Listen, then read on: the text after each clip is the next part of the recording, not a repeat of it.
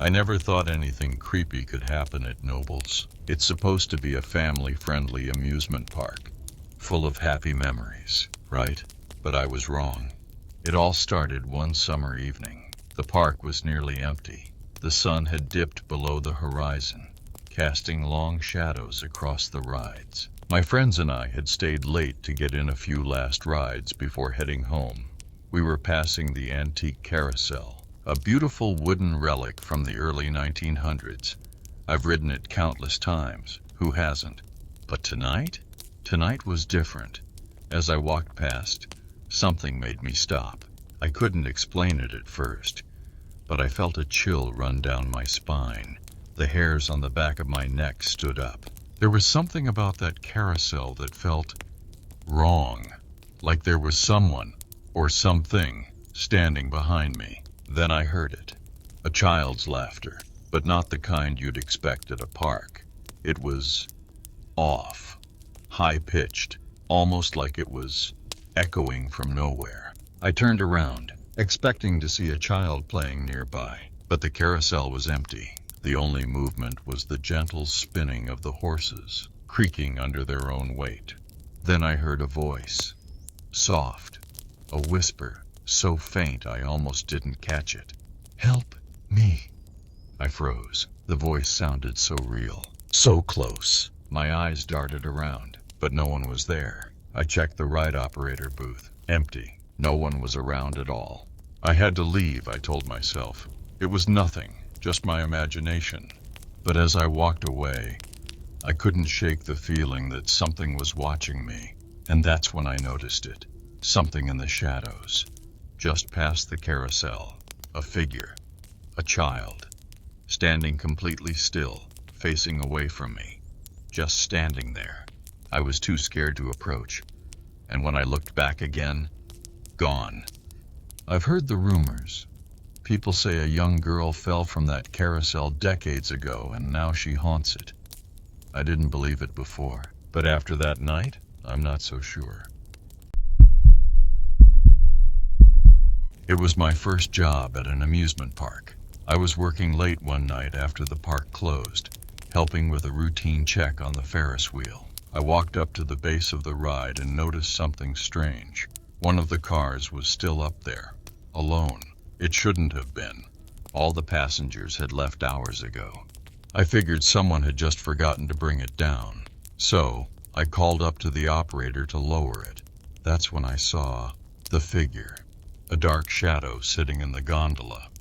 No one was supposed to be up there. At first I thought maybe someone was pranking me, but then it turned to look at me. Its face, I can't even describe it clearly. It was dark, blurry, like a void. And its eyes? They were wide open, locked onto mine. I could feel the weight of its gaze. My heart raced. I ran to the base of the ride and looked up again. The figure was still there. But when I looked away for just a second, it was gone. I didn't even wait for the gondola to lower. I bolted out of there. And to this day, I still don't know what it was I saw.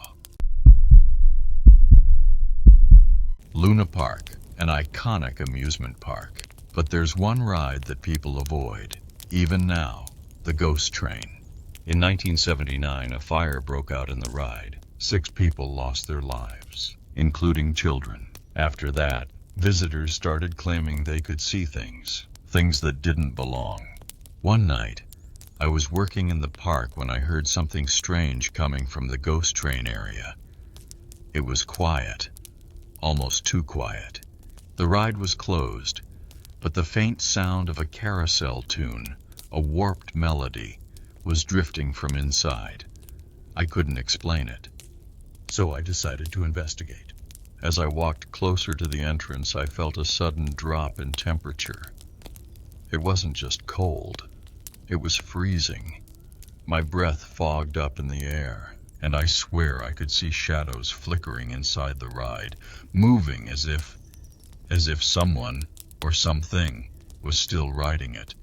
But there was no one there. I didn't stay long, but I'll never forget the feeling of those eyes. I could almost feel them watching me, even when I turned to leave. Disneyland, the happiest place on earth, but not always. I worked at the Haunted Mansion. It's an iconic ride, filled with ghosts and spirits. But there's one ghost that isn't part of the ride at all.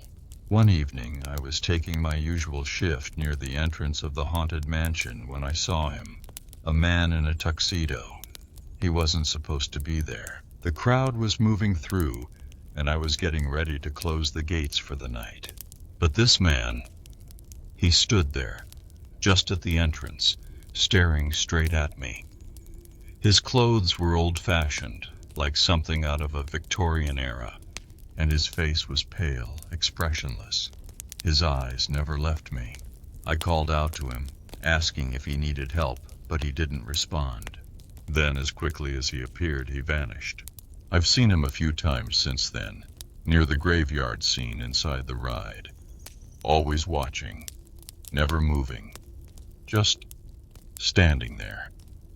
And every time, the same cold sensation crawls up my spine. Who is he?